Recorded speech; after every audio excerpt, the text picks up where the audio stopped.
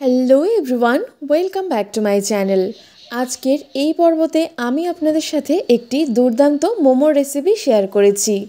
একদম অন্য রকম ফ্লেভার এবং স্বাস্থ্যকর উপায়ে এই মোমোগুলো আজকে আমি তৈরি করে আপনাদের সাথে শেয়ার করেছি। সবুজ সবুজ দেখতে এই মোমোগুলো দেখতেও যেমন সুন্দর, তেমনি খেতে 10 গুণে বেশি ভালো। তো চলুন দেখে নেওয়া যাক এই মোমোগুলো আমি কিভাবে আজকে তৈরি করেছি। তো এই মোমোগুলো বানানোর জন্য এখানে আমি বেশ কিছুটা ধনিয়া পাতা নিয়েছি, আর এইগুলো একদম ফ্রেশ ধনিয়া পাতা এখানে ব্যবহার করব। এই ধনেপাতাগুলো একদম ধুয়ে টুয়ে একটা ব্লেন্ডার জারের মধ্যে দিয়ে দিয়েছি, আর সামান্য একটু জল দিয়ে এটাকে ভালো করে এবার মিশিয়ে নিচ্ছি। খুব ভালো করে এখানে মিশিয়ে নিয়েছি। এইবার এইদিকে মোমোর জন্য ময়দাটাকে মেখে নেব। এখানে ময়দা নিয়ে নিয়েছি এবং ময়দার মধ্যে এবার ধনেপাতার যে পেস্টটা আমি তৈরি করে রেখেছিলাম সেটা এর মধ্যে দিয়ে দিচ্ছি, আর খুব ভালো করে এখানে মিশিয়ে নিচ্ছি। আর অল্প অল্প করে ধনেপাতার যে মিশ্রণটি আছে সেটিকে অল্প অল্প করে দিয়ে ঠিক এই রকম একটু শক্ত শক্ত করেই মেখে নিয়েছি। মোমোর জন্য ডোটি একদম তৈরি হয়ে গেছে। এইবার সামান্য একটু রিফাইন্ড অয়েল ব্রাশ করে দিয়ে দিচ্ছি, চাপা দিয়ে এবার এটাকে বেশ কিছুক্ষণের জন্য রেস্টে রেখে দিচ্ছি। এইদিকে এখানে আমি চিকেন কিমা নিয়ে নিয়েছি। আপনাদের যতটা পরিমাণে চিকেন কিমা লাগবে সেই পরিমাণে নিয়ে নেবেন। তারপর দিয়ে দিচ্ছি গোলমরিচ গুঁড়ো, আর দিয়ে দিচ্ছি এখানে লবণ। এরপর এইদিকে একদম কুচি কুচি করে পেঁয়াজ কুচি করে নিয়েছি, লঙ্কা কুচি নিয়েছি, গ্রেট করা আদা এবং গ্রেট করা রসুন নিয়েছি। যতটা পরিমাণে চিকেন নিয়েছি ঠিক হাফ পরিমাণে আমি পেঁয়াজ কুচি ব্যবহার করছি। ঝালের জন্য এখানে কাঁচা লঙ্কা দিয়ে দিয়েছি, গ্রেট করা আদা এবং রসুন কুচি দিয়ে দিয়েছি। দিয়ে দিচ্ছি ধনেপাতা কুচি, আর 1 চামচ পরিমাণে দিয়ে দিচ্ছি সয়া সস, আর সামান্য একটু লেবুর রস দিয়ে দিচ্ছি। লেবুর পরিবর্তে আপনারা ভিনিগারও ব্যবহার করতে পারেন। তারপর 1 চামচ পরিমাণে রিফাইন্ড অয়েল দিয়ে খুব ভালো করে এবার সব কিছুর সাথে মিশিয়ে নিচ্ছি। মোমো স্টাফিং যত বেশি ভালো মাখা হবে তত বেশি কিন্তু মোমোসগুলো খেতে আরও বেশি ভালো লাগবে। তো এখানে খুব ভালো করে আমি সব কিছুর সাথে মিশিয়ে নিয়েছি। এবার এটাকে আমি বেশ কিছুক্ষণের জন্য রেস্টে রেখে দিচ্ছি। এইদিকে রেস্টে রাখা ময়দাটিকে আমি নিয়ে চলে এসেছি, আর এবার আবারও এটাকে একটু আমি ঠেসে নিচ্ছি। এই ময়দার ডো থেকে এবার আমি 2 ভাগে ভাগ করে নিচ্ছি, আর ঠিক এই রকমভাবে লম্বালম্বি করে নিয়ে নিচ্ছি।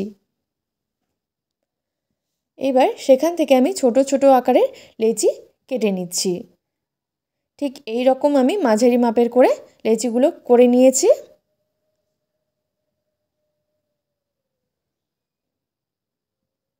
সবগুলোই লেচি আমি এখানে করে নিচ্ছি। এইবার এই লেচিগুলোকে একটু হাতের মধ্যে করে আমি এইভাবে করে গোল করে নিয়ে নিচ্ছি। তারপর সামান্য একটু রিফাইন্ড অয়েল দিয়ে ভালো করে একটু গায়ে গায়ে মেখে নিয়েছি। এইবার এগুলোকে বেলে নেব। সামান্য একটু রিফাইন্ড অয়েল দিয়ে নিয়েছি, এবার এগুলোকে বেলে নিচ্ছি। ঠিক এই রকমভাবে আমি এখানে বেলে নিয়েছি। আবারও আমি একই প্রসেসেই বেলে নিচ্ছি। যতটা সম্ভব পাতলা করার আমি এখানে পাতলা করে বেলে নিচ্ছি। সবগুলোই এখানে আমি বেলে নিয়েছি। এইবার এগুলোতে পুর ভরে নেব। এবার সেখান থেকে একটা লেচি আমি নিয়ে নিয়েছি, আর মাঝখানে এইভাবে করে চিকেনের পুরটি দিয়ে দিচ্ছি। ঠিক এইভাবে করে আমি এবার মোমো ডিজাইনগুলো তৈরি করে নিচ্ছি। আপনারা চাইলে অন্যভাবে ওই ডিজাইনগুলো তৈরি করতে পারেন। আমার হাতের মধ্যে যা ডিজাইন আসে আমি সেগুলোই তৈরি করে আপনাদের সাথে শেয়ার করছি। ঠিক এই রকমটা ভাবে আমি তৈরি করে নিচ্ছি। প্রথমে এক সাইডটা খুব ভালো করে ভাঁজ করে নিয়ে তারপর বাকি যে খোলা অংশটা আছে সেটাকে এইভাবে আমি জুড়ে দিচ্ছি, আর এইভাবে করে হাতের মধ্যে একটু চেপে চেপে দিচ্ছি যাতে পুরটা বেরিয়ে না আসে। ঠিক এই রকমভাবে আমি ডিজাইনগুলো তৈরি করে নিয়েছি। তো দেখতে দেখতেই সব মোমোর ডিজাইনগুলো আমি তৈরি করে নিয়েছি। ঠিক দেখতে এমনটা হয়েছে। এইবার এগুলোকে স্টিমে বসাবো। তার জন্য একটি বড় পাত্রের মধ্যে আমি জল নিয়ে এই রকম একটা ছিদ্রযুক্ত পাত্র আমি নিয়ে নিয়েছি। চাপা দিয়ে এবার জলটাকে গরম করে নিয়েছি। এইবার চাটনির জন্য আমি এখানে টমেটো দিয়ে দিচ্ছি। 2টো আমি টমেটো নিয়েছি এবং টমেটোগুলো দিয়ে দিচ্ছি যাতে আলাদা করে আর সেদ্ধ করতে না হয়। তারপর এখানে রসুন এবং শুকনো লঙ্কা নিয়েছি, তারপর সেটাকে দিয়ে দিলাম। এবার ছিদ্রযুক্ত পাত্রটার গায়ে সামান্য একটু আমি রিফাইন্ড অয়েল ব্রাশ করে নিয়েছি। এবার মোমোগুলোকে এক এক করে খুব সুন্দর করে সাজিয়ে নিয়ে স্টিম করে নেব।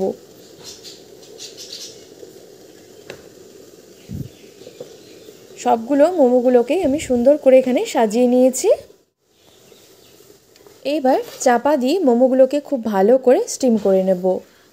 একদম ঘড়ি ধরে 10 মিনিট আমি মোমোগুলোকে স্টিম করে নিচ্ছি।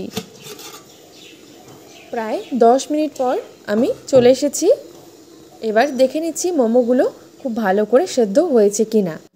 মোমোগুলো সেদ্ধ হয়ে গেছে। এবার এগুলোকে এক এক করে আমি নামিয়ে নিচ্ছি।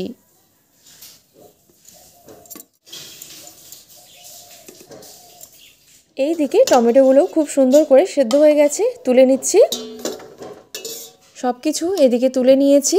এবার সব কিছুকে একটু ব্লেন্ড করে নিচ্ছি। সামান্য একটু লবণ চিনি দিয়ে আমি এটাকে ব্লেন্ড করে নিয়েছি।